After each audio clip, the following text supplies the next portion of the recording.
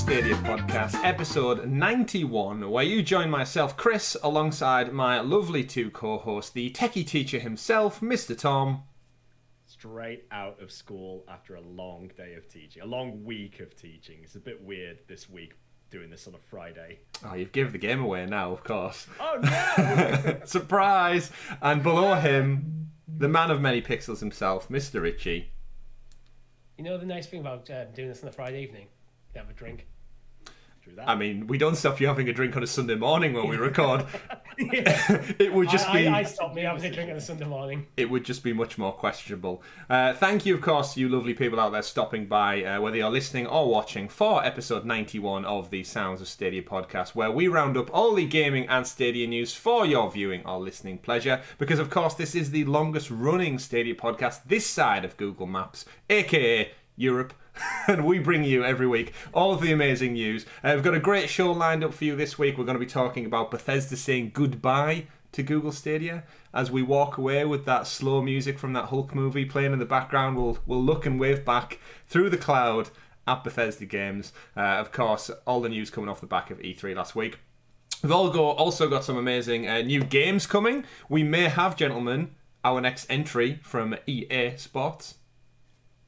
It's in the name. It's in the game. Why did I say in the name? It's in the name. Well, it's in both, technically. It's in both. Much more news regarding Stadia, some updates to games, the app, and much, much more. But we'll dive into all that in just a little bit. But as Tom explained, that we are here on a Friday night because there's a couple of things going ahead this weekend. Of course, you're listening to this on Monday when it goes live, the day after Father's Day in the UK. So shout out to all you dads out there, whether you're gaming or not. There's a lot of people in our audience we know are fathers, so happy Father's Day. Hopefully you had a great day yesterday and you've had a bit of time to put your feet up and take a rest. And also shout out to the winners of the England vs Scotland Euro game, because we also have a lot of listeners and viewers who tune in for that kind of fun as well. We don't know the outcome because the match hasn't happened at the time of recording, so congratulations. That moment in that game, wow, that was such a contentious moment. That goal, right? Oh, we don't know if anyone saw it. It could be 0-0. 0-0 draw. No, I very much doubt that. There'll definitely be something exciting happen, no doubt, when England and Scotland come together. And shout out to our fans stateside as well. This first story in the news is definitely for you. But before we get to that, gentlemen, we played some games this week because that's what we're all about here at Sounds of Stadia. So don't forget, if you haven't done so already, click like down below, subscribe, and hit that bell so you're kept in the loop with all the things going on here, like our live streams, our Let's Plays, our SideQuest episodes that go up. We're getting a lot of traction on our latest SideQuest episode, Richie, where we looked into all the news from Microsoft and xCloud. And we got another story that's going to be in the news today as well. So go check that out if you haven't done so already. And do remember, if you want it a little bit earlier, up to 6 days earlier, the SideQuest episode that is, you can get that by clicking join below on the YouTube video, where from as little as 99p, you get early access, new emojis, stickers, a little badge next to your name, but more importantly, you support us three that little bit more to help us grow the channel, bring you better quality Stadia content for you beautiful people out there, like many of you have. In fact, nearly 50 of you have done so far, so shout out to you, that person listening to this on your way to work right now, doing your daily commute. Pull over, get out the car, give yourself a pat on the back, because you deserve it. Thank you very, very much. Not while you're driving. And get back in the car because you're running late for work. Get back in the car. Get back to work. You're on the clock, John. You're on the clock. Right. When your boss is telling you off for being there for work, get him to subscribe as well. Yeah, why not? Share the love. But we've been playing, as we said, some games this past week. The three of us jumped in this past Thursday to Dead by Daylight. We've not been there since Crowd Choice launched, in fact. And Tom, you took us through, I was going to say The Ringer, but that was probably more Dom from Stadia Source who took us through The Ringer. We played, of course, because the Resident Evil DLC dropped, which is one of our stories of the week, but yes, spoiler alert, it's out now. Go play it. Go check out the video. We had tons of fun. We're just not great at being survivors in that game. We can all die. Generators. Oh, well done, Richie. Well done. I died in one game trying to be a hero. Yeah, you did. There's quite an ironic moment in that, actually, where Richie was just going back to save someone's life, and as soon as he did, he turned around and I happened to be standing right behind him as the killer, just to finish him off. That was it's a bit of a bittersweet ending, that one, wasn't it? 2 other people got away because of my actions. It's a numbers game, Tom. It's a numbers game. This is true. Death by numbers. Pain by numbers. One of those things. And of course, before we get into the news, What have we been playing, gentlemen? Tom, I'll start with you. Dead by Daylight. I actually haven't played anything else this week yet so far. It's been pretty easy going in terms of my gaming. I've just not really had time, I suppose, really. But I do plan on trying to get a little bit more Valhalla done this weekend. We'll see. We'll see, of course. And Richie?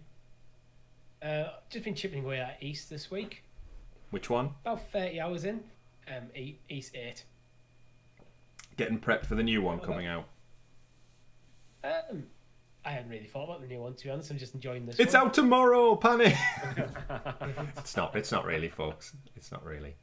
Yeah, I'm still working my way through Ratchet and Clank. Game looks gorgeous, game looks beautiful. I've said before, well, I'll step over to Mass Effect 2 after I've wrapped up with Ratchet and Clank, unless something else comes out. Stadia-wise, a little bit of FIFA here and there when I get a spare 20-30 minutes. That's the great thing I wanted for that game, so keep going back to that one. And I did start a little bit of that Blue Fire, which was our pro game for this month as well. Yeah. Didn't really do anything for me, disappointing enough. I was ready for it, I started up. The opening didn't really sink its claws into me. I'm going to give it a few more hours to see if it can, but there was just something where it felt really familiar, the game, but then not with maybe the quality what I was expecting from the trailers. I don't know. Either of you two checked that one out yet? Blue Fire? Yeah, I've put a couple of hours into it so far, and I'm enjoying it. But again, like I've said before, I think because I'm really into my Souls-like type games, that it has that vibe of sort of dropping you in there and just making you think, right, okay, I don't know what I'm doing, I don't know why I'm here, let's just crack on with it. And that tends to be the case for Souls-like games. Like, you don't really get much of an introduction, apart from like little signs that you read that tell you how to use the controls and so on. And it's sort of about piecing the story together as you go along, really. So I think that's why I quite like it, because I'm sort of used to that sort of aspect of the video game, really. So yeah, worth giving it a shot if you want to see a little bit more, though. That's a great point, because everything you described there is kind of what I wouldn't want. I want the introduction, I want the lore of the world set up, I want to know who the character I'm investing in is, and then it's like, now go play as them. But yeah, you kind of described it as the reverse of that. Yes, it's about unpiecing the puzzle rather than sort of like being spoon-fed it. You have to go and search for the story. That's why I'll give it a few more hours. Too much effort. Too much effort. I've played a couple of hours myself, but it just didn't quite grip me. It's a perfectly fun game, but when I was playing it, I was thinking, I just want to go. I think I might have played it. I might have been still playing Mass Effect at the time. And I just said, now I'm going to go back to Mass Effect. And then I gave up on Mass Effect and then went back to Blue Fire either. Wow, and now we're just stuck in this void of JRPGs which you'll never escape from. Yeah. That's not a bad thing, though. That's not a bad thing. Of course, we're not actually probably that far away from getting our new pro games. By the time we get episode 92 recorded, we're probably a day or two away from that announcement. They come thick and fast. Speaking of things then that come thick and fast, gentlemen, Tom, will you introduce us to the... Absolutely. The super sexy special Stadia Story segment, aka... The News! And the news this week is sponsored and brought to you by our membership program. I mentioned it at the top of the show, but we just wanted to highlight 3 of our newest members, taking us up to 48 people. We've got Mark Woodall, shout out to you, Mark, Maker of Chaos 12, and Mr. Butler as well have joined us during our live stream, some point between recording the podcast and such. So shout out to you 3 out there. Thank you for tallying up the numbers and supporting us that little bit more. As we said before, we really do appreciate it. It makes coming back to record this show week in, week out, talking about Stadia, talking about gaming, covering E3, Games Fest, all of the time out of our personal lives. Again, one day, gentlemen, we will have to tally up how many hours we've put in between the podcast, the live streams, the 12-hour celebration days, the Stadia Super Saturday events and stuff. There must be weeks worth of content stacked up at this point. I think that's a job for Maker of Chaos 12 to do. Let's just start giving our members tasks. I don't think people sign up to... Empower them. Thanks for supporting the channel. Here's a maths equation to work out. Welcome. It's a job. You won't get paid for it. That's what you... It's a reverse of that, yeah. But you pay to have the privilege of doing this. I mean, if you want to, by all means, it'll probably take a long time. You don't have to do that. You don't have to do it. I like how like you're explaining to him, Richie, as though he's sat out there thinking, "Oh shit, I've got a job now. Richie's told me, call in to work. I can't come in this week, sir. I expect the results before SideQuest." Exactly. But again, shout out to our members. You're all awesome. Nearly all 50 of you. You're a wonderful group of people. Thank you very, very much. Right then, the news. Let's get into it. Biggest story of the week. Very thankful for this story, actually, because it was after E3 and Summer Games Fest. This week's podcast was looking a little bit dry after the biggest gaming event of the industry this year. Somewhere we found ourselves looking for stories, but thankfully, EA, of all people, of course, we're not expecting an EA event until later on next month. We're a good month away still before EA Play Live goes out. They dropped the surprise announcement that Madden 22, the second entry in the franchise to arrive on Stadia, will be dropping day and date on Stadia. Who'd have expected this in the middle of June out of nowhere? So, American football taking centre stage once again. Tom Brady, I think, is one of the other cover stars because I think he just gets in on everything. He's one of the only few American footballers I am aware of. Sorry to all the fans out there. It's not as massive in the UK as it is, I know, over stateside. But we know how big it is, so we definitely wanted to put this at the top of our list this afternoon, whenever you're listening to this. It's Friday. Or Monday for you guys. Gentlemen, Tom, we'll start with you. You're probably, I don't know what I was going to say, is any of us the biggest Madden fans? I know you played it the most out of the three of us. Go check out our first look at Madden 21, by the way, because that was one hell of a time. That was fun. It was super fun as well. Can you remember who won those games, gents? Remember who it was? Is this a sort of way of saying you did? Of course it was. But I think we can safely say none of us were great. No. But Tom, what does this mean? Is this like what? I mean, you know what we're going to get to. Is it one of the five? Yeah, I think the first thing, let's just look at Madden as a franchise. Really, it's obviously a very beloved franchise by the American audience in particular, and I think. One of our criticisms of when EA made the announcements originally of bringing titles to Stadia was the fact that the sports titles like Madden, like FIFA, were already quite dated by the point that they were actually released to the platform. So seeing Madden 22 come on the 20th of August, which is the confirmed date that it's going to arrive on Stadia, is quite refreshing actually, because it means we're going to get it a lot closer to, if not on the same day, that other platforms do get it. Now, we've talked before about sort of like this entry point for gaming, really, and about how where the benefits of playing on Stadia come in, zero cost for entry and the like there. It just means that then having this title right on the forefront of when it's supposed to come out is actually going to be a lot more accessible to people who, quite frankly, can't get their hands on a next-gen console like the PS5 or the Series X. So it does then start to generate a few more conversations. So good timing. I think it's a great deal for Stadia to have that in the EA, in the bag right there from EA. So yeah, I'm all for this. This is one definitely to get hyped about. And Richie, is this one of the 4-5 promised games from EA, or is this separate to that deal? Unfortunately, I think it is. But this is where you need to cue the Gimli memes. Like, this still only counts as one. I did see that on socials. Yeah, it's like I'm sorry, Google and EA, but if this is, we had entire SideQuest dedicated to this kind of discussion, so it's a bit of a cop out. Like, yeah, it's great that it's coming. It's great that it's coming day and date. These are definitely positive things, but it's not great that it's one of the 5. Yeah, it almost makes you wonder what was the point in porting the last 2 versions, FIFA 21 and Madden 21, over when it's such a close window. Like, because they needed 5 games. I mean, it was sounds better than 3. True, but was it testing the waters for the engine maybe? And if so, it just seems like such a short window to bother wasting time on. With EA, with like Google announcing that they've got a deal for 5 games with EA, it seems an odd choice if 2 of them are going to be Madden and 2 of them are going to be FIFA, which is where we're assuming at this point in time. Yeah, that kind of brings us on. Just say you've got to deal with EA to bring games and don't put a number on it. Yeah.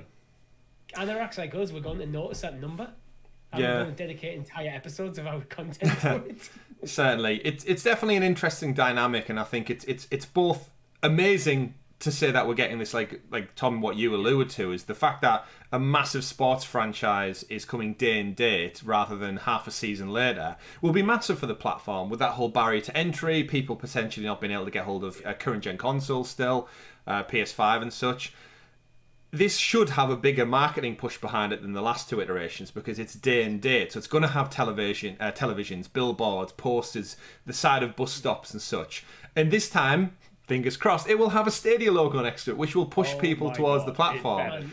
Right, it really should. Hopefully, we're getting the next gen version of the current gen version. Well, that was a criticism last time. Well, good, funny you should bring that up, Richie, because it's also been pointed out that we're not getting features like I think they broke it down. I haven't watched the video. Again, I'm not a Madden fan, so it did interest me to delve into it. But I saw a couple of people on Twitter bemoaning the fact that this will not feature things like ray tracing and some of the other newer features the next gen / current gen version is getting.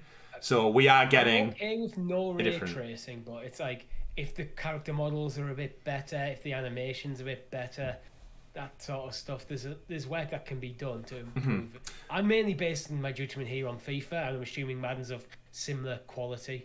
Well, I think from our own experiences, though, that Madden and FIFA played a lot better than we expected to do. It was very, 60 FPS. It was very smooth. It was very good gameplay. And apart from a couple of sort of connection-related issues, which may have made it stutter slightly. I don't think the connection-based issues, because I've had the same stuttery issue with various versions of FIFA on PS4. I think I think that's a performance issue built into the game. Yeah. Interesting. Perhaps. I believe, I'm pulling this from social media memory, it's the PC version we're getting. Okay. I think that might be where its limitations are. Whatever that means in the cloud. Usually I'd be happy about that, but that for EA doesn't actually fill me with confidence. Yeah, it's such a weird back and forth, but it's great news that we are getting it day and date. And again, the flip side to that coin is the disappointment that this could potentially mean it's one of the 5 promised games, which means no Mass Effect, which I was hoping for, potentially no Apex. But we shouldn't get too hung up on that, because there's nothing to stop Google re-agreeing another deal with more games. It's because Phil Harrison came out all them moons ago and said we've got 5 games coming to Stadia. It's kind of bottled it into, well, where are the 5? Going back to my early comments, I don't know why they put a number on it, because people will fixate on the number. If they just said we've got a deal with EA to bring games over, then we wouldn't be having this conversation. Would be very different. It would be the negative side of the conversation would be largely disappeared. It would be all, oh cool, we're getting Madden day and day. That's good. That's what you should be aiming for. Yeah, there's a and then largely move on. Very fair point. Because then the argument comes down, we're probably all under the impression that the final entry of the 5 would be FIFA 22. You'd like to think? It's got to be. That would make sense. And again, that game will do huge coming out at the launch of a season, as opposed to this one we got in March, which we bemoaned ourselves. But then I'm not going to fall down the rabbit hole of thinking that this then means we're not getting Jedi Fallen Order 2, because the 5 are up, we've had Jedi Fallen Order, so naturally you would assume. And I do believe Apex will come one day, and The Sims maybe. It's highly likely. Both Google and EA have moved on from that deal entirely by now. Yeah, potentially. Renegotiated, new deals in place or whatever. I feel like the future of EA on the platform may depend somewhat on the new numbers for these, like the new iterations of Madden and FIFA as well, because I think the argument sticks out like a sore thumb when we talk about the sports games, that they are going to be the ones that people en masse do purchase, and having that sort of ease of access as well should theoretically boost the numbers of people purchasing it on Stadia. I know for one, like I'd be happy to take it to a classroom, put it up on the board, and literally just show the kids and be like, look, you might not have your own console at home, or maybe you want to just like play it on the go. This is how easy it is, and demonstrate it. And then, I'm sure 30 kids would then go out and probably be like, Mum, look, I don't have to buy the console, etc. We talked that argument to death, right? 100%. I think the Madden 22 and FIFA 22 games coming day and date to Stadia, it is going to be much more reflective of numbers for EA. And looking at supporting the platform compared to the likes of FIFA 21, which came near the end of the season. Like we said when the game finally came out, that it was a poor reflection of the actual numbers on Stadia, or people who were going to play it, because of the fact that everybody's already got it elsewhere. So what's the point, right? So this is far more a better litmus test, I suppose, really for EA if they wanted to negotiate those deals going forward. So I'm not 100% sure whether I'm convinced that we'll see more titles announced in this interim period, but I think possibly moving after Madden, I feel like Madden would probably be the turning point, really. I think the numbers that come from Madden may define the next deal. What we should remember as well is that EA weren't at E3, they weren't at Summer Games Fest. Well, could potentially be at Summer Games Fest, depends how long that lasts. They are technically EA Play Live is part of that. It's just a month later for some freaking reason. Yeah, so that would be very interesting to see if Stadia has a presence there. And this is one I actually think Stadia should be screaming from the rooftops about, like putting up billboards. Do a deal like where you can get, if you buy pre-order Madden, you get a Premier Edition, but put it as a Google Chromecast with Google TV instead of the Ultra. Yeah, wow, would be very interesting. Just literally ram this down people's throats, because people are interested in buying, who only play Madden, who only play FIFA. They might see that billboard and go, oh, if I pre-order this, I'll get the game I'm after, but I also get this cool piece of tech as well. Yeah. Which brings me to a point. Have you seen the price of some of these? The Ultimate Top Edition is £109.99. Yeah. Over £100 for, I don't know what you pass. get. Yeah, hard pass, You'll backwards pass, side pass. What movie are you going for? I'm kicking it a touch. Like Kicking out a touch. It's an own goal. I've been sent off. Got a red card. I think you're on the wrong spot for that one. But either way, I think this could potentially culminate in something that I've been thinking for a while, and that EA may quite well with Stadia follow the Ubisoft model. And I wouldn't be surprised if we saw, after they've tested the water with these games getting their engine running, we see some kind of EA Play relationship come out where it's just a single standalone subscription model using Google Stadia, and EA take the biggest cut of that, because that'll be then more. It's more investment from their business. It makes more monetary sense. If Stadia just takes a smaller cut, but in the back end they're using their tech. We've seen Ubisoft do it with Stadia, so I've got to imagine that conversation's happening. Yeah. Before we move on from Madden, I've just stumbled across something quite bizarre in the store. I was actually looking for the NFL 2022 just to have a look at the different variants. Yeah. And Madden NFL 21 is currently $59.99, which is where you'd expect. Madden NFL 21 Superstar Edition, take a guess what the price is. £10.29. Close. Was that close? I'm gonna guess. Really? Yeah. Close. $17.59. Wow. Okay. So the Superstar Edition is cheaper than the base version of the game. Is that part of the Stadia summer sale? Possibly. The first official sale I think we've ever got. Yeah. So fill your It's boots. ironic when you go into the store for that listing. It's literally games in this bundle. Madden NFL 21 $59.99. Yeah. Why? So it'd be interesting. There's a good deal. Yeah. He's £110 worth of NFL content, or for £17 you can just get the game that only came out several months ago on Stadia, available for less than 20. It's probably whatever the equivalent of Ultimate Team is for Madden. I would imagine. I think what you say about EA Play on the platform, though, is probably the direction going forwards, because we, with the closure of Stadia Games and Entertainment, we have heard about how the shift of Stadia's focus is going to be more as the platform as a service, really, and marketing that to the publishers instead. So I think we may sort of see that sort of Luna-esque model start to appear in Stadia a little bit, in the fact that you might have those individual quote-unquote channels, when in reality it's just going to be a service that you can sort of subscribe to, unsubscribe, just pick and choose the things that you want, really. But I do for one think it's not I just hope at least that it's not going to be just EA Play, and I hope that we do still see standalone games that you can purchase and have the choice between take the subscription model if you like that, or purchase the game standalone and treat it like a digital games library like Steam, because I do prefer having more options, more choice, really, at the end of the day, because that's just going to make a lot more of the user base a little bit more appeased, I suppose, really. The thing is, a lot of people don't like subscription services, or don't want to have too many subscription services, and so I think I agree completely with you. Like, this is one of the advantages of Stadia, where you can just buy the games, or you can things like Ubisoft Plus, you can get them. That's one of the things I think is potential and negative when Luna comes out, of Luna, where it's all seems to be all subscription based. Yeah, channels. It's an interesting discussion to have again, because we've had it many times on the podcast, and I've seen it on socials as well. But the different lens you look at Stadia's marketing approach under, it's all dependent on the end user. Because, like we've mentioned there, if you like to buy your games, you get the option to pick them up in a sale. You have the subscription model, and in a future where we may have Ubisoft Plus, if you're just a Ubisoft gamer, you've got EA Play. You might have some alternate one for whatever games may be, whatever developers and publishers there may be further down the line, and then you've got Stadia Pro to get some free games every month as well. And all it's doing is giving variety. But like you two pointed out, you've still got the option to just buy the one game if you want it. And like you pointed out there, Richie, pick up it on a sale. So you can pick it up for 17 quid and just own it outright rather than subscribe to EA Play for several months while you enjoy Madden. The other ones don't offer that. And as much as it gets criticised for this model and like, oh, it's just exactly like every other console, like PlayStation, Xbox ecosystem, it always gets shit on for that. And in a weird way, the more that comes to the platform, the better that model starts to look, right? Because you've got options. Yeah, I think that just stems from the original idea where people decided that Stadia was going to be Netflix for gaming, and then because it was never Netflix for gaming, people wrote it off as like, oh, you have to pay for the games. It's like, yeah, shocking.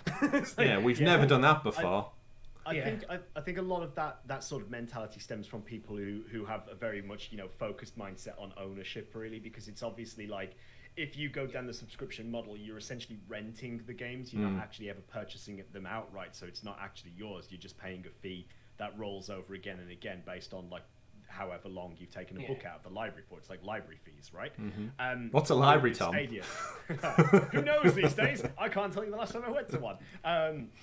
But with Stadia, I think usually the people who have that argument to me whenever I see it online or so on are usually the people who bring the ownership argument up, where they say, oh, but you don't truly own the game with Stadia because yes, you buy it and yes, it's in your digital library, but if the server goes down, if it's gone and so on, whatever, what happens to your game? So, again, I can see sort of the benefits of it, but again, it's a moot point because of the fact that we live in this digital world these days where everything is sort of digested like this. And we also live in the age of the day one patch that makes games actually playable. Yeah. So even if you have the disc, I think, say a game comes out today, you buy the disc, in 5 years' time the server's discontinued, you can no longer get your day one patch. Is that game really going to be playable if it's no longer installed in your console? Chances are it's not going to be. That's just the reality of it, I think. So ownership, I think, is a bit of a myth, and I do think sometimes people who have that view of Stadia's ownership system you drag on that argument to try and justify their things rather than adjusting their views. I can certainly see where it comes from. Even just looking at the Madden price, like paying over £100 for something that I actually get no physical return on is quite hard to swallow, because it's just, well, I mean, you have nothing to swallow anyway because they don't send you anything. But in terms of like, if I'm spending over £100 and there's nothing to hold on to, I can totally appreciate where these people are coming from if it's getting to those crazy amounts. But I think what we need to remember as well, with like over £100 for Madness, we might turn our nose about the price tag there. But if that's what you play, that's all you game, you might put hundreds and hundreds of hours into that a year. And that would actually be a decent price then. Yeah, it's true. It depends what you do with the actual product, I suppose, at the end of the day. Because if you were to put the same sort of mentality on something like, oh god, a digital piece of art or something like that, and you were going to go, okay, right, there it is, you can look at it, but you can't do anything with it. It's just there. Like, it's never going to be physically yours to put on a shelf. Like, we talked before about like, collector's editions and stuff, and you obviously don't get statues and things like that with Stadia collector's editions and so on, because there's no physicality to it.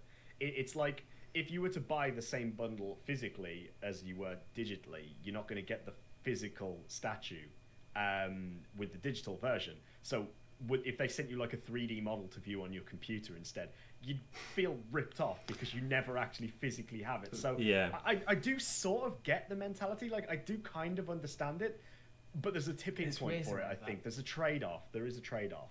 Like, I think there's ways around that if they want to bring in like the physical medium as well. Yeah. So you can buy like Assassin's Creed Legendary Edition, you get the statue and then a digital code which you can already type into Stadia and get unlock the game. There is ways. Yeah, it's one weird way that I still buy my PlayStation 5 games physically. Like, it's something I'm conditioned to do. But if now they've upped the price to £70 a pop, having that little disc come through my door and opening it up and putting it in, I've got something physical. Even though we know PlayStation's, fingers crossed, never going anywhere, like with Stadia, Xbox, and everyone else. Yeah. It is like, I just feel like every other purchase I make in my life, I usually get something in return for it, like to hold and to have for forever. But I just want someone to hold. Yeah, really, I do, yeah. Till death do us part. Speaking of death doing us part, let's move away from what was supposed to be a small Madden story, and it's ballooned into a wonderful conversation. So thank you, gentlemen, for that one. Story number 2, we got some Resident Evil news out of the shockingly poor Capcom showcase as part of E3. It got lamented, almost as bad as Koch Media, although at least they brought something to the table to show off. That bad. I didn't actually watch it. It's been on my YouTube watch list for a couple of days now, and just don't bother. Never got around to it. Don't bother. They literally talk about a couple of updates, and one of the which, of course, is coming to Stadia. They said they're going to do some DLC for Resident Evil Village, which we kind of anticipated as well. Had nothing to show for it. My guess is they're going to be totally doubling down, no pun intended, on Lady D. Purely because she clearly was the standout star from the marketing campaign for that game. Yeah. And if you're going to go back into that game, which surprisingly, she played a very small part in the grander scheme of things. But then the internet and all the fanboys took it. The internet got hold of it, and Capcom went, okay. Yes, so I think the reason they've got nothing to bring to the table is because they're clearly hard on work at how can they either bring her back or work some kind of exciting Lady D DLC into it. So backstory. You play from a backstory. Yeah, so. maybe you're one of the sisters. They did actually warn us in advance that their showcase this year was going to be a little bit lackluster, simply because of the fact that, their big flagship title had already come out, and they were sort of just like hard on the work with everything to do with that. And at the end of the day, look, COVID pandemic, look, we've got nothing else to show you, so let's just mince it up a little bit. And as a really is a really interesting like snap point, we say, and I've seen it thrown about plenty of times, if you've got nothing to show, why bother showing up? Like, I've seen loads of the developers, but Gearbox got the same thing where, like, if you're just going to talk and have brought nothing new, why bother showing up? And then in a weird ironic fate, is that not like, well, Stadia clearly had nothing to show and they didn't show up, so yet we criticise them anyway. The problem is, I think the difference is someone like Capcom have just had a massive release. True. So they've got nothing to show because of that. People asking questions. Stadia are a platform that need to be clawing the way up in people's minds of how this is a viable platform. Yeah. Where I think a lot of people just dismiss it offhand, and that's why I think it was important for Stadia to be there. Yeah, of course, but it's just an interesting irony that it's both sides of the coin. Yeah. But yes, so we got news on some DLC, Awesome Coming to Village. We'll probably cover it on the channel if it looks exciting as well, so keep tuned for that one. And we actually got a kind of semi-concrete date for Resident Evil Reverse, which we know those of you out there who did buy Village will be getting it included. I don't know if it's going to come as standalone or it's just kind of baked into the multiplayer alongside Mercenaries, which I believe is probably the route it's going down. But yes, RE Reverse, where you play as third person, so it'll be the first bit of third person Resident Evil we get on Stadia, is coming in July. That's all we've been told, just July sometime. But it is only a mere week or so away. Expected. That's a lot sooner than I expected, considering the delay. So that's nice. It's odd that a game can get launched missing a portion of it, and yet that gets a separate announcement after. Reverse is technically a different game. Mm-hmm. Yes, it is. They're just saying you get it with Resident Evil 8. So I think it won't be bundled in as a mod in Resident Evil 8. I think it'll be a separate, quote-unquote, download, depending on what platform you're on. Well, we'll soon find out, as you've not got long to wait. And in amongst that, they also had the exciting launch. We mentioned it at the top of the show as well. Dead by Daylight getting the Resident Evil crossover DLC. There is a Raccoon City map to play if the devs don't pull it from the servers when you go to do a live stream on a Thursday night. And of course, there are characters to play in amongst that. Leon Kennedy, Jill Valentine, and of course the killer, Mr. Nemesis himself. I was going to say Mr. X, but it's not. It's Nemesis in the game, isn't it? Mr. Nemesis. Mr. Nemesis. His father shows up. He doesn't seem to have a flamethrower rocket launcher, though. And an interesting feature which screwed us over quite a lot, Richie, trying to set the engines up, was the zombies, the AI zombies that wander around and pester you. And I think you actually fell foul of them in the first game we played, right? I did. I got trapped between Tom and the zombie. Wow, what a place to be. I was trying to work in the generator. I kept moving away from it because there was a zombie right on me and kept running back. Because zombies do move quite slow. But then Tom came from the other direction, so I just got stuck. Richie just quite literally living up to his moniker of man meat right there.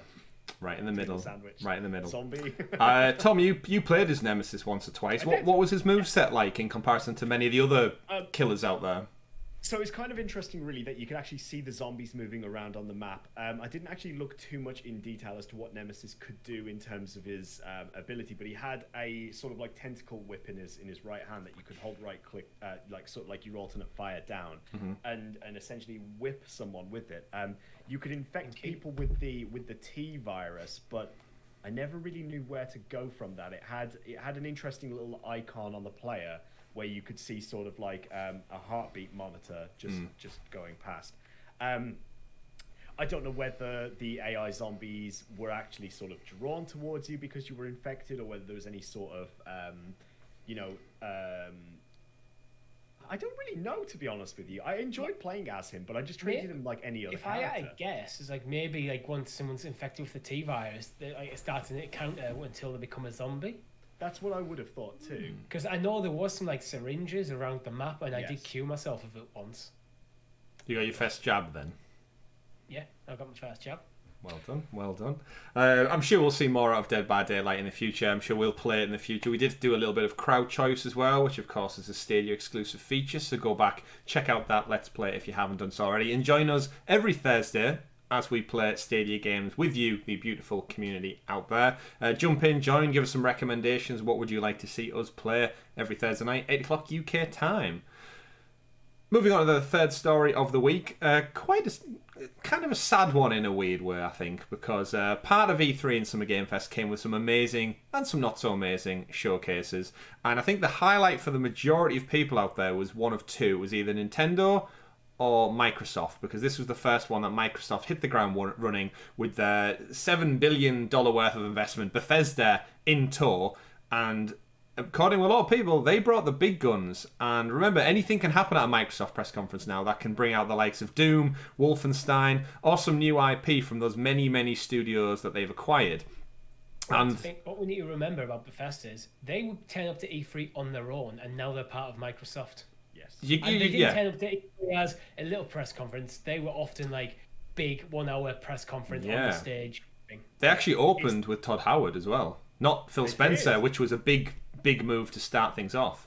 Yeah, it's the equivalent of Sony purchasing something like Square Enix, isn't it? Really, or Capcom. Yeah. It's the equivalent of that. Really, maybe where you have like a large publisher, a large developer. Just being able to how big is Capcom at the moment? I don't think they're the same level like Bethesda or like Square Enix. I feel like they're tier below. Yeah, essentially, I'd say Bethesda's sort of Square Enix level, perhaps a tier above Square Enix. Yeah, it's like a Ubisoft level. Yeah, there's not a Ubisoft and EA sort of tier. Correct. We do need, of course, Sony to acquire Square Enix to make that Gex Deep Cover Gecko dream come true, folks. So believe it, save the Gecko hashtag. He's still hanging on. They will have nothing left for Stadia. We'll literally only have Ubisoft. Maybe. Well, that some people would believe that's the way it's going anyway. But back to the story, of course. Bethesda did come out swinging with some big news, and it's been on all the journalists' tongues and stuff, and it's been theorized for some time. But they showcased their new game. They did actually put a date on it, but I can't remember, for Starfield, which has basically been described as Skyrim in space, which is one hell of a selling point as far as a video game goes. It actually comes out, I think, on the 11th anniversary of the Skyrim release, which was 11/11/11, if I'm not mistaken. That's so it'll come out on 11/11/21 is the date they've got lined up. Skyrim, Bethesda's last huge hit. Maybe the Doom games. Arguably, but they did come out and clarify that it is going to be an Xbox console exclusive.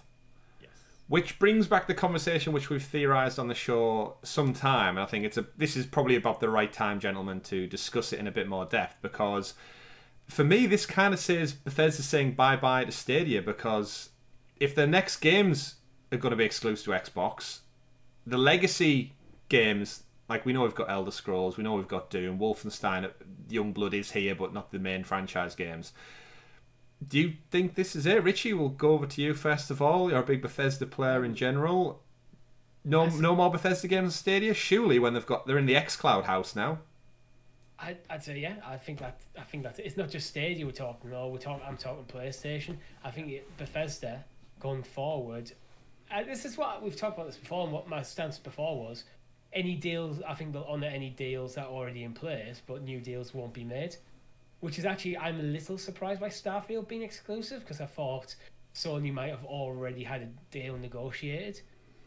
But clearly, if the deal was in place, it no longer is. Yeah. So unless Microsoft bought them out of that deal or something.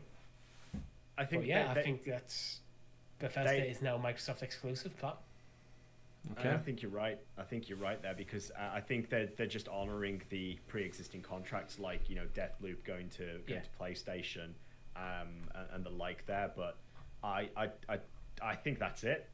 I mean, they've got to make that $7.5 billion back, and they want to try and up their numbers on the platform too. They really want to win this generation. Let's put it that way. I don't even think it's this generation. I think Microsoft. We said if go watch our SideQuest episode from last week where we really delve into like the awesomeness that is Game Pass and their moves in the cloud and just the general gaming industry market. They've really invested a lot of time and money clearly in the future of Xbox. But back to the story, even so, like Pete Hines came out and actually apologized for the exclusivity in an interview with GameSpot, and I'm weird. I kind of agree both of you saying that it's exclusive. I do feel like there's some legacy discussion that will be going on behind the scenes where franchises that have existed on PlayStation, like Fallout, for example, if we don't see the next Fallout game on PlayStation, that's an entire big user fan base you're potentially just severing from ever playing your games again. Same with some of the other franchises like Wolfenstein, and with Starfield, it's brand new, so it doesn't have any history anywhere else. So I think that one kind of gets a free pass. But with the others, I just is Elder Scrolls just going to go eventually? And it's a bit of a sour pill to swallow, I think. I've seen the argument for people saying, "Oh, everyone praises Sony for their exclusives, but when Microsoft brings out exclusives, everyone's critical of them." I think that's a bit of a misnomer in this situation, though, because what we're not talking about a game that was exclusive to the platform still being exclusive to the platform. We're talking about franchises that people expected to be everywhere that are now no longer going to be. Yeah. However, the flip side of that is Microsoft are making moves to make gaming very accessible in a similar way to Stadia is. Yeah. That's true. It shouldn't be discounted that. Remember, they also acquired Mojang and Microsoft and Minecraft, and that's still absolutely everywhere. So they're not different. And of course they've got other deals that brought over the likes of Cuphead and Ori and the Will of the Wisp to Nintendo Switch. So they are making consumer-friendly moves, and we've said before with Game Pass they are. But at the end of the day, it's their money, it's their business now. They can do what they want. Yeah, I think Microsoft's deals with Nintendo are similar to Sony's deals that they're making with PC platforms at the moment, where they don't see themselves as in direct competition. So it's a way of getting access to a part of the market that they wouldn't have done it before. Well, just remember, Phil Spencer did say his competitors are Amazon and Google, not PlayStation and Nintendo. Well, yeah. That comment fueled my views that Microsoft are preparing for a boxless future. Mm-hmm. Just imagine a future where, there's another epic Apple lawsuit goes on, and we get stories that come out and say, actually, the acquisition of Bethesda was to stave off Google Stadia instead of anyone else. Could you imagine? It's no, we saw what they were doing behind the scenes with cloud.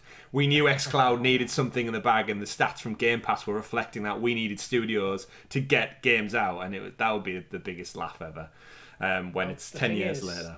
If you are in the Microsoft ecosystem, whether it's through xCloud, through the new dongle that's been announced, or through a Series X, Starfield's going to be a game you get day and date with Game Pass. Yep, exactly. It's day and date. £10. You can there's a solid argument saying it's anti-consumer, but at the end of the day, Microsoft put $7 billion down to get this company. Mm-hmm. And they're well within the rights to do it. They also did showcase, while we're on the topic of Microsoft, they showcased from Prey developer Arcane Studios, who are of course part of that Bethesda acquisition. Their next game is not going to be another Prey title, which I can't say that I'm surprised it didn't do that well. They're going with Redfall, which is kind of like a team-based vampire hunting game. Looked really good. Trailer was really interesting. I really like the name. I like the art style. It's kind of cartoony, but it's got its own look at the same time. I don't know if either of you two checked it out, but again, big hitter for Microsoft to come out and be like, oh, here's a brand new IP. It's part of our new studio acquisition. And like you were saying, Richie, day and date, Game Pass, play it when it drops. Yeah. Exciting. There's not more to say about it, is there really? No, I just... If they can get these exclusives and they can drop them day and day on Game Pass, where you don't even have to drop the 50, 60 or 70 for these new games straight off the bat there, you just pay them monthly feeling, why wouldn't you sign up to that? I'm sorry, Stadia. I know you guys are going to get, like, some people are going to be upset and offended by the fact that I'm starting to feel like this and that we talk about this stuff, but the reality is, why wouldn't you?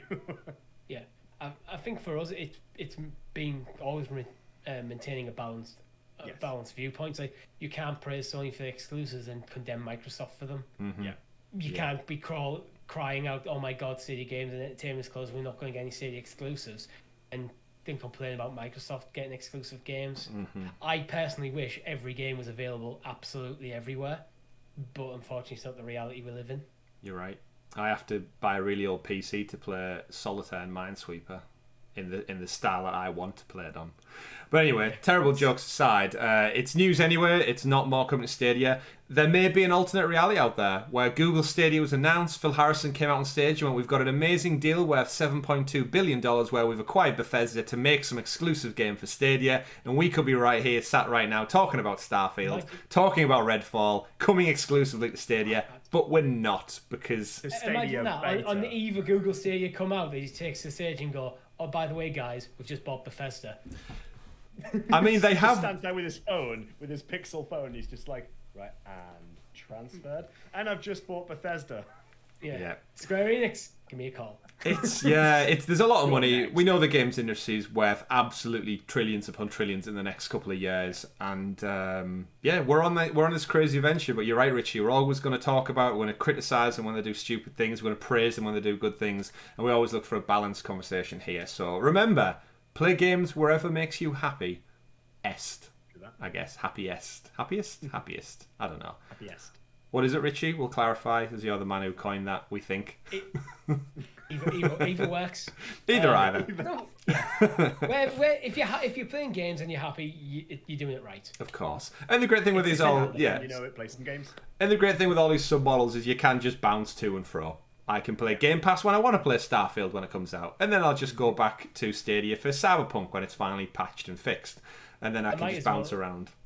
I might as well address it here, but I'm not going to be buying an Xbox controller yet. Even though I was quite in SideQuest, I was like, oh yeah, I'm definitely going to buy one. I haven't got enough money in the bank. I didn't expect it to literally come out the day SideQuest launched. That was a hilarious irony. I will get one eventually. I have had one in the basket though. I was like, no, didn't pull that trigger. Wonderful. So that was Starfield Redfall, we should say, and evidently another big boost for Microsoft.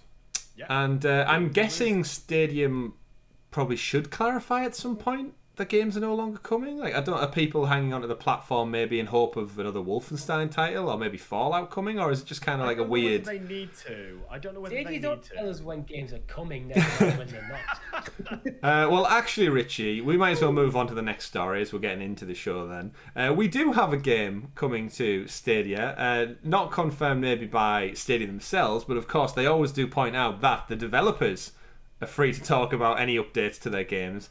And it was showcased at, I think it was the Future Games presentation, which we didn't cover because there was so much to cover last week, and we are only 3 human beings with full-time jobs after all.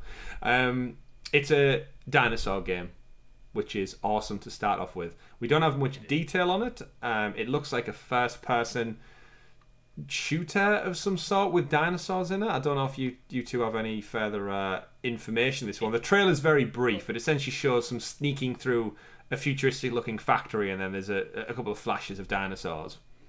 I'm looks sorry, Dino stunning. Crisis. Like, there's some shots in that trailer look absolutely amazing. Absolutely. Yeah, of the dinosaurs, especially with the compies and the triceratops and such. Well, there's a scene of just what the main character, I think it might be third person actually, not first person, of walking through some grass, and the grass looks fantastic. Mm-hmm. You timed that perfectly with the video there, Richie, when you said that. Did I? Oh, You awesome. did. Wonderful. We should also point out, if you want to read into it, there is an article over on StadiaSource.com right now with our friends over there, which essentially had an interview with the developer, which was Hashbane Games, where they essentially break down the demand for the game. It's a self-funded studio, so of course they'll be looking to apply for the Stadia Makers program, which doesn't necessarily mean it's a foregone conclusion, but we've seen in the past the support for a game through Twitter and other social medias along the lines of the Skyclimbers game really helped them put them on the map. And from what we've seen so far, more games with dinosaurs, I'm totally down for that. So confirmed, but it will be coming after the official launch, because I'd imagine they are showcasing it elsewhere first. Definitely worth saying, though, that this was 100% down to the people of the community. Like, this is 100%. Community went out there, they pestered, they asked for it, they got a final confirmation for it. So it just goes to show, if you want to see a game on Stadia, it shouldn't be that way, but there's no harm in reaching out to the publishers, to the developers, and speaking to them about it. Ask them to bring it to Stadia. Yeah, absolutely. I think with Google as well, they seem to be quite selective on what games they spend the money on. And if they see the community around Stadia begging a developer to bring their game to the platform, they're going to make a move. We saw it with Skyclimbers. Mm-hmm. Yeah, should get them tags going, tweet at them, and they might actually reply to you. Unlike some, because I'm going to use this moment, gentlemen, to reflect once again on someone that I frequently tweet out about and tag in, 2K Games and the Mafia creators, because they still haven't got back to me or the community. It's becoming a bit of a joke now. But I refer to my trusty mobile calendar we have over here. Mafia Definitive Edition came out on consoles September 25th, 2020. That was 266 days ago now since we've had absolute radio silence. And that's not even on the mention. It was mentioned, of course, by Stadia officially. This the date I'm going from is well after that. That's on the actual launch date of the game. Silence. But that's just, I like to throw it in there. Play Mafia No, I don't give a shit about it anymore. I've moved on. Honestly, they can go sit in the 1950s and go fuck themselves for all I care. But yeah, that's, again, you lose interest. People move on. Oh wow, that's a quote for you right there. They can sit in the 1950s and go fuck themselves. I'll tell you what I will be playing though, Moonlighter, because we've got a community blog update this week which brought Moonlighter is coming, the RPG, acclaimed action RPG, which is part simulation, part roguelite. Tom, you're a big one for this. Shopkeeper by day. Yeah, sure. And I'm trying to keep my shit together at the moment. Different realms and dimensions at night. Yes. It's coming. It's official. We know it's been ESRB rated recently. 11-bit Studios publishing, developed by Digital Sun. Looks really, really fun. Cannot wait. And we got our official confirmation in the community blog this week. Absolutely. Can't wait for this one. Said, yeah, picked this game up on the Switch quite a long time ago, actually. That was even before I moved, so at least 10 plus months ago, probably. But despite that, it's a game that I will be picking up again on Stadia. Definitely go check the blog post out. It is on the official Stadia blog now. You've got nice little animated GIFs on there that just basically give you a rundown of what you can expect. You've got big boss fights at the end of the dungeons. Very similar to classic Legend of Zelda in terms of that almost like top-down. It's so hard not to compare things to Legend of Zelda. It is. To be completely honest with you, there's another game I would compare it to in terms of it being a roguelike, and that is The Binding of Isaac as well. That's what I was actually thinking. It's like Zelda mixed with Binding of Isaac. It is. It's very much like that, but obviously that extra mechanic of running the shop as well. You collect the items you collect from the dungeon, you take back, you sell them, you use it to upgrade your shop or to There's other NPCs in the village. I won't go into detail as to what they do, but they do also influence the progress of the game to sort of help you build up and move along. But there's a lot to do in that game, but it's definitely one that, like I've said before, I've been quite vocal about this. I love these types of indie games. This is a good one. Probably not long to wait. We should point out as well, probably, that was the community blog that followed E3. Yes. Now, I know we got a lot of news over, dropped that throughout the Ubisoft Forward, and then we recorded our little segment on last week's show. Were we hoping for a bit more from the community blog following E3, maybe? Literally, the whole blog is just this information about Moonlighter. That's it. Or is that just what we should expect now? I wasn't optimistic about it, to be honest. This is kind of what I've come to expect sometimes from the blogs. Like, when you expect a lot from Stadia, you'll get nothing. When you don't expect anything, you'll get Resident Evil. Yeah. Well, we should probably point out as well, this show, we've said we were recording on a Friday. We got no blog on Thursday or Friday this week. And Madden was announced by EA coming to Stadia, and yet there was no whiff of it from the official Stadia comms, so... Who knows? Anyway, moving on. The official Twitter account, aside from a blog, did actually confirm that CrisTales has got a date. It's locked in for Stadia on July 20th. So look out for that one in the near future. Which is just reminding me again, aside from CrisTales, is it Chris or Chris? Is there a pronunciation that goes with it? The character name is Chris Bell, so it's Chris. Sweet. It is Chris. I approve. Yes. And... that also makes me think about the date, 18th of June at the time of recording. Where the hell's Ark? I can't even remember. What was the last update? I forgot now what even... Everything's been moved around so much. Was it end of June? Summer? It's soon. I can't even remember anymore with these dates. Yeah, it is soon with Ark. CrisTales is an interesting one, though, because I was saying to Richie right before we started recording that we're getting it July 20th. Do you know when it was originally confirmed for Stadia? July 20th last year? 13th of June last year. It's just this length of time that it takes sometimes from that initial announcement for the game to finally come out. That's quite lengthy. But I think the thing about CrisTales to actually remember is this game is not out on any platform yet. Yeah, that's what I was going to say. That's a big caveat. This is not a Mafia situation. Yes. That's just this game isn't out yet. True that. Yes. So this game can stay in 2021. So they don't go to the 1950s to fuck themselves. No, not at all. Future and beyond. Wonderful stuff. Another update on a future game that we are getting, of course, or we think we're getting, we should point out as well, play tests for The Division Heartlands. It wasn't at Ubisoft's Forward. We know it's coming out this summer. Again, another article from our friends over at Stadia Source. They picked up on that you can sign up for the early access beta period through the Ubisoft website right now. And the preferred platform of choice is selectable. Of course, PC, Xbox One, PS4, PS5, Series X and S. And alongside that, the only logo I'll point out that has much colour to it, the Google Stadia logo. You can register. I have. Have either of you two? I have. Yep. Wonderful stuff. So maybe you'll see us all in the Heartland in the near future. Of course, this is the standalone Division spin-off, free-to-play. Is it free-to-play? Have I just said that out loud without thinking? I feel like, free-to-play entry in the Division series. We don't really know what to see. I honestly thought we'd see more of it at the Ubisoft Forward event, and they were... It was literally non-existent. So my guess is we'll probably see some stuff trickle out over the coming weeks about this one. Some gameplay footage did leak online from someone who was NDA'd, so he's currently been hunted down Division style by Ubisoft's lawyers and solicitors. I'm sure of that. But yeah, I'm excited. I hope we get beta access on Stadia because we can all jump in.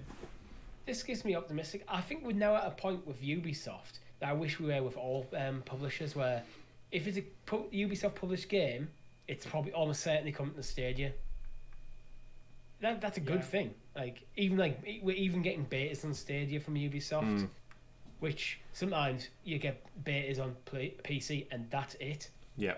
Fair enough. Good stuff. Yeah. So hopefully we'll hear more about that. Hopefully we'll get some beta emails soon, and we'll be jumping into the Heartlands with our audience out there. As long as we're not NDA'd on the beta test. As long as we're not NDA'd. need to keep that out there. Indeed. Interesting enough, you mentioned there, Richie, Ubisoft games just guaranteed to be coming. I would have felt quite confident about Square Enix games. However, we watched the Square Enix conference. Yes. I don't know why. Square Enix are all over the place and what the publisher but we've got the Tomb Raider titles. We've got a Final Fantasy game. We've got a couple other ones. Hey, 1 out of 15. We have 1 out of 15. It's still 1. I mean, well, coincidentally, it's 15 that we've got. But you look at Final Fantasy VII, that's a PlayStation exclusive. So is the new one. This is what I mean by 16 seems to be a PlayStation exclusive. This is what I mean by Square games are all over the place. True, but then I think my thought process for that was we got Avengers day and date, then we got Outriders day and date. We're getting Life is Strange day and date. So there's a lot of like current brand new games that are coming, but then weirdly enough, Guardians of the Galaxy was left out, and we discussed it on last week's podcast.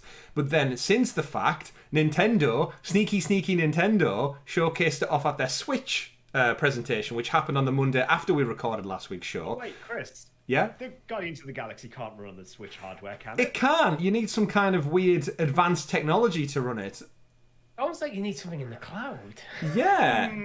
So after the fact that Nintendo showed off Guardians of the Galaxy on their Switch presentation, they did add the little tiny small print in there, said running with the best optimum internet bandwidth capacity. And then after the fact on the website, it came out that it was Guardians of the Galaxy is a cloud version of Nintendo Switch, to the, I'm sure, surprise to many and no shock to others. So that means we've had Control, Assassin's Creed Odyssey in Japan, alongside Resident Evil 7, I want to say, are the cloud versions we've seen so far. Yes. This makes me think, just like Control on the Switch, there is a cloud version out there which is being worked on, evidently for Switch.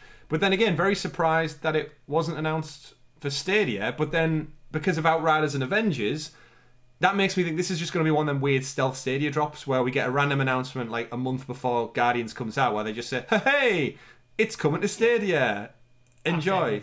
After of course, after everyone's done that. Hitman 3 as well is on Switch as a cloud version. Ah, good shot. I knew there was another one. Ooh. But, yeah. I'm guessing they're going through to make a cloud version of this game, that they're not just going to make a cloud version just for Nintendo. I mean, it's possible. It is Nintendo after all, but yeah, I'd love to know the numbers. I can see this coming to all cloud platforms. It seems there's certain games like Guardians of the Galaxy I could kind of understand people with a Switch potentially wanting to be able to play something like that. But I do feel like other cloud games, like, to me the Switch is very much like it when I think about where it sits on my shelf for the types of games I want to play on it, I don't think about games that are these sorts of types of AAA games. Yeah. I think of the Switch purely as indie and Nintendo exclusives. Like, I don't really see much outside of that. But you have to remember, though, how much of a market share the Switch truly has. Yes. Yeah. I know for a lot of people, this is their preferred platform, and they don't have another platform. I saw my Switch. My Switch I see as a replacement to my 3DS. It's largely a portable gaming platform. That's how I used it. I rarely use my Switch in the dock, but I know there's other people out there who wouldn't even who probably never took the Switch out of the dock since the day they bought it. Mm-hmm. So yeah, we can't deny the player base of the Switch, and that's why games gravitate towards it, and they actually fight tooth and nail to get the games running, because there's a massive slice of the pie that you're just leaving sat on the table if you don't bring it out on Switch now. So just to kind of nip that all in the bud then, gentlemen, Tom, is Guardians of the Galaxy going to come to Stadia in your opinion? Yes or no? Yes, it will. However, I do believe that it's going to come again, like you unfortunately predict, after everybody has already pre-ordered it elsewhere. And Richie? Yeah. Same as Tom. I think it's one of them. It's Google's decision to let the developers announce the games, where a lot of publishers are just like, are probably expecting Google to announce this stuff sometimes. So I think there is a bit of dissonance there between Google and the publishers, so I think it will. Yeah. But I actually think find out until later. We'll get it day and date, October 26th, which is actually not that far away. It's surprisingly, obviously the game was rumoured, but this was the official announcement, and it came with a date. That's very, very soon. So we've lamented on this podcast a couple of times how there's no big games after Far Cry really lined up for Stadia. in the future. And this kind of fills that hole, so I'm hoping there's them deals happening in the background. And I think Avengers and Outriders and Life is Strange does put us in a good position to think that actually this must be one of the ones they're going to work on. So time will tell. Time will tell. But I hope so. The game looks really fun. So fingers crossed. Fingers crossed. Moving on then, we'll start winding down the show with some extra news to kind of follow on from our SideQuest episode, if you've checked it out this week. Microsoft have been doing some more announcements, just to follow on from all of the crazy xCloud news that riled up a lot of people, got them excited the last week. xCloud, the competitor, the direct competitor to Stadia, of course, in the cloud and Luna and such, is coming to last-gen console. So the Xbox One will be able to play future games like Starfield and Redfall from Bethesda Studios with xCloud. So if you've got that box sat on your living room, that's awesome news. If you've got an old Xbox kicking around, that's just another whole market unto itself being reignited. Well, this is actually phenomenal news. If you're a die-hard Xbox gamer and you can't get your hands on the Series X at the moment because of stock issues, you now have access to the Series X games. Yeah, definitely. It's probably not the way you want it, but this can tide people over a lot. And also, it's a brilliant move by Microsoft to get people trying xCloud who might have not done otherwise. Yep. Yeah, it's... And if you think about it as well, it just massively alleviates the storage issues on consoles as well, particularly with the, with the last couple of generations, with the size that these games are getting to as well. I mean, we talk about, again, the cost for entry and so on, but let's say you already have the console, right, and then all of a sudden you get xCloud, you can then open up the console to having so many more games that you just otherwise could not store or afford. Really? Here's another way this can work. It becomes in your secondary Xbox Series X. Yeah. You can when you get in your Series X, you can put that on your main TV, and then you put the Xbox One in the kid's bedroom, and they can play Series X games at the same time as you. 100%. Wow. It's I think this is a great move. Yeah.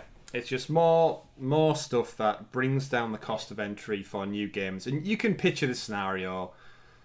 Yeah. Class of children. Tom, you're a teacher. Class of kids out there. There's always one or two smarmy ones who have all the tech before everybody else. The parents are a bit more cash rich and the little bastard gets it for Christmas and half of the class doesn't. You want to play the games with him. Guess what? You can all... new iPhone every year. Yeah. That's a whole other conversation. Kids having iPhones and such. At £9.99 Game Pass entry point, the affordability for the actual game is there, but then the other stumbling block is, of course, the hardware. If Starfield is running at 64K, super fast AI algorithms and such like that, and poor little Timmy over there has to wait another 2 Christmases before that's even on his radar, he can't play with his friends. But guess what? He's got an old Xbox One sat there that he's had for 4, 5, 6, 7, 8 years at this point. Dust that thing off, Timmy. You can play Starfield with your friends right now for that £9.99 a month using Game Pass. It's amazing. Even if you look from an environmental standpoint, it's reducing e-waste because now all these Xbox Ones aren't just going to end up in skips. That is actually a very overlooked point right here as well. Yeah. Some people might argue, if you look at it, like cloud gaming and stuff, it's probably going to be really eco-friendly. The reality is, it's probably also generating a shit ton of energy. I think it's probably more efficient because where the servers are hosted are designed specifically for that purpose rather than your living room. But the benefit of saving on e-waste, though, you're absolutely right about that. That is a really good thing to consider that a lot of people won't even think about. Mm-hmm. Speaking of e-waste, let's move on to our next story. Orcs Must Die 3 is losing its... I like Orcs Must Die. Yeah, I enjoy Orcs Must Die as much as this guy. What I didn't like about Orcs Must Die is their presentation at E3, which was very much... ignore any acknowledgement that it's already out on Stadia, and their positioning was pre-order now to play the game. Great game, had tons of fun with it. Exclusivity on Stadia for the first year. All of their marketing, even if you go to their website right now, it says pre-order the game. You don't need to pre-order it, you can play it now. You've been able to play it for the last year without any hardware. And I get why they're doing it. I totally get that. Robot Entertainment, I know what you're doing. I understand it. But yes, it's losing it's not losing. Its year exclusivity is ending. It's coming to other platforms. It's coming to Steam and such. But I don't know, I feel like just a bit hard on it because of the way they're going about the marketing. The whole presentation was talking about the features and everything, but not once did they mention that they've actually been out for a year. So, you know what? What blows my mind with this, right? I'm going to get a little bit ranty here for a second. Is that when Orcs Must Die 3 was first pitched as a Stadia exclusive, it was all up in arms about, like, look at us using the power of the cloud to generate so many enemies on screen at one particular point in the game. Yet here we are, a year or so later, and the game is now coming out to other platforms as well. I wonder if the player base just fell off a cliff or something. Because unfortunately, Stadia's player base isn't that large. No, so that's if they're not seeing people go back to the game regularly, then if they want to keep continuing supporting it, they might just not be making their revenue from it. But that's not the point I'm trying to make. The point I'm trying to make is the fact that they marketed this saying that only through the power of the cloud are we able to have so many enemies on screen. You wouldn't be able to do that on a console. Fast forward to the future, what the bloody hell is happening here? Next gen. Even though it's coming out on old ones as well, who knows? Yeah. Maybe it's using some cloud thing. I don't know. Either way, 23rd of July, it will not be coming with crossplay as well, to probably the dismay of many current Stadia Stadia Orcs Must Die players. However, they did say it won't be at launch, but they are looking at it further down the line, so we might see some reinvigoration. But it's only a two-player game as well. It's not like a massive game where you need like 50 people. Indeed. So if you do want to play Orcs Must Die 3, pre-order now. Pre-orders are up, of course. Head over and I just go play it now because you can already play it because it's out, folks. Go enjoy killing those orcs, those pesky orcs. Final stories of the week, a couple of Google updates for you guys out there. The Stadia Store, not the Stadia Store, the Google Store. One day we might have a Stadia Store. The Google Store in the Big Apple, NYC, has opened its doors to the public. It's out there in all its hipster glory and all that fine wood and fancy plastic, showcasing all of the googly products you can fill yourself with. Looks great. There's a little trailer video out on YouTube. It looks like a traditional flagship store, very much akin to the Apple shops you're used to seeing. What's the weird black tubes running around the whole place? It's modern, Richie. It's Art Deco. It's Art Deco. Yeah. I don't even know what Art Deco is specifically, but it's lots of neutral woods and pastel colours and little Google memorabilia out. If I was in New York, I would go visit. I'd go visit just to buy one of those caps with the offline dinosaur. Yeah, I did see that. Looks really good. I'd be tempted to pick up a Premier Edition just for the novelty of buying one in a shop. And a physical receipt. You'd have a paper... Actually, they probably don't do physical receipts. Probably like, can I take your email address? Of course type. Put it in there. Email account. Do you have a Gmail? Sign up a Gmail right now. You can only pay with Google Pay. Yeah. But we should get excited because there is a Stadia presence. If you look online, there's people doing kind of full store walkthroughs now. 9 to 5 Google, I think, is sending someone along as well. Check that out. Unless you're in New York, check that out in person. But Stadia has a physical presence, and we've said many times on the show, it's about time they start to have that physical presence in, whether it be supermarkets, on billboards, on advertising hoardings and stuff. Yeah, digital retailers like your World, your Currys, whatever. GameStops, Status. All those kind of places. But Best Buy. Walmart. Yeah. Any more, Tom, you can name? Red Lobster, get one in there. Anywhere you can pick up a Chromecast. floating in the tank. Red Lobster. Anywhere you can pick up a Chromecast or like a Google Home Hub or Google Wi-Fi. Target. Be there. Be there. Yeah, be there. Or be square. And final one, rounding up the show this week, game filtering on the mobile Stadia app has arrived, albeit as an experimental feature. So that means we have a search bar in the app. Finally. Although you do have to click your avatar, go down the bottom to the little experiments icon. It works! What happens if you search for Mafia, Tom? Nothing. Mafia. Just out of curiosity while we're... And I just point out my respect for Stadia Source right now, because scrolling through their website and their article that covers this, what they used as a trial search was Assas. Assas. Obviously searching for Assassin's Creed, but yeah, Assassin's. Not necessarily. Not necessarily. I mean, it could be Hitman. That came up as well. That's a different app altogether, folks. Altogether. And that brings us to an end for episode 91 of the Sounds of Stadia podcast. Of course, if you haven't done so already, like, subscribe, click that notification icon so you're kept in the loop with all things Sounds of Stadia. But before we wrap up for this week's show, I just want to hand it over to the techie teacher himself for, I guess, an announcement of sorts. I want to give you some time, Tom, just to say a couple of words, no doubt, to our lovely viewers and listeners out there. All right. So probably just wondering why this is happening, but if you folks don't know already, where have you been living? But my partner and I have been expecting the birth of our first son, and that is approaching very, very quickly. A lot quicker than Mafia. A lot quicker than Mafia arriving, absolutely, and certainly some other features coming to Stadia.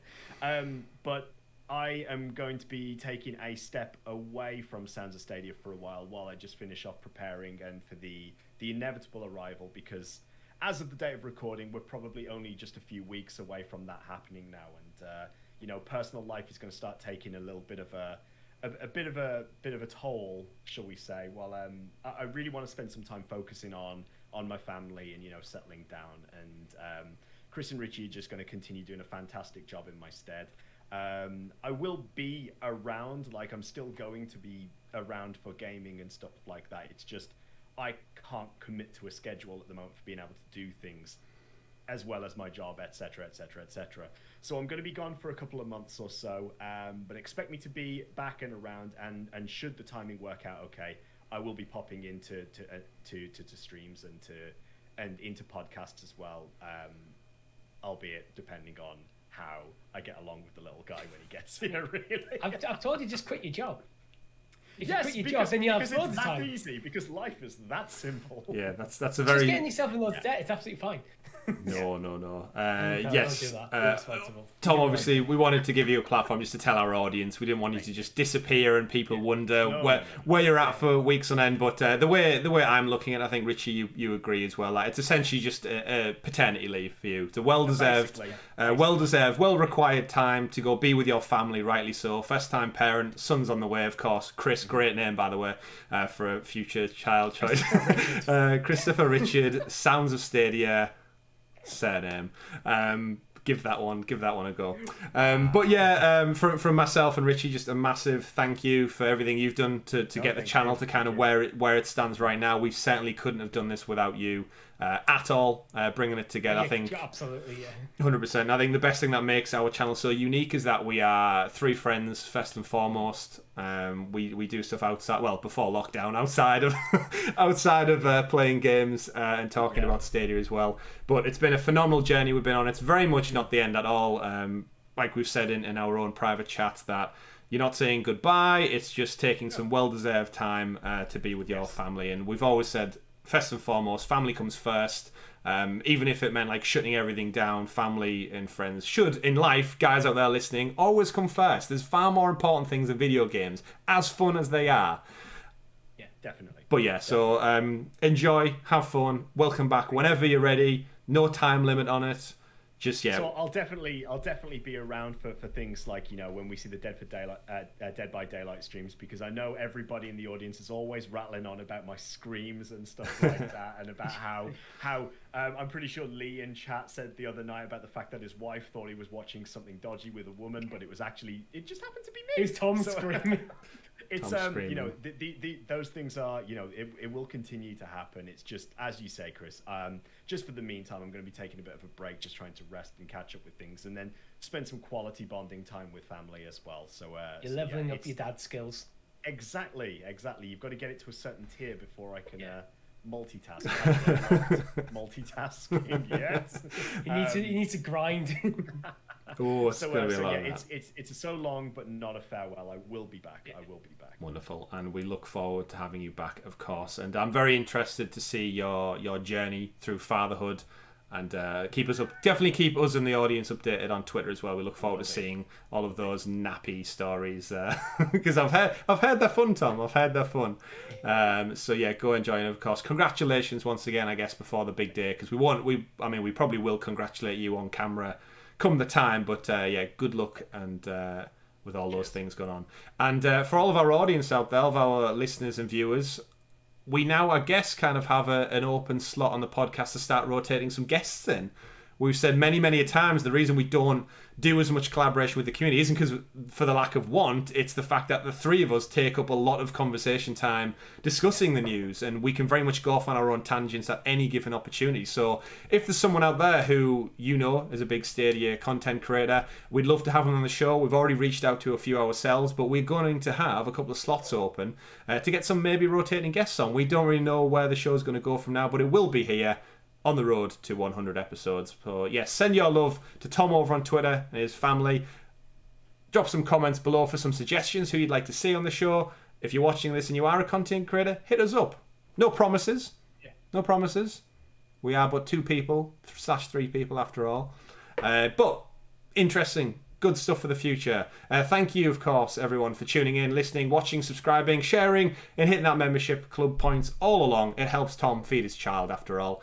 So that has been episode number 91 of the Sounds of Stadia podcast. Thank you very much for listening, everyone. Have a great week. My name's been Chris. I've been Tom.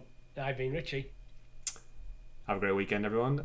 No weekend. Why did I say weekend? See, I'm all over the place. Is this now. Friday evening? It's I hope you've had a great weekend. I hope you had a great weekend and Father's Day. Happy Father's Day to you, Tom. You're going to hear that a lot more in the years to come. Not from us. That would be weird, but we'll see you soon. Take care, everyone. We've been Sounds of Stadia. Goodbye.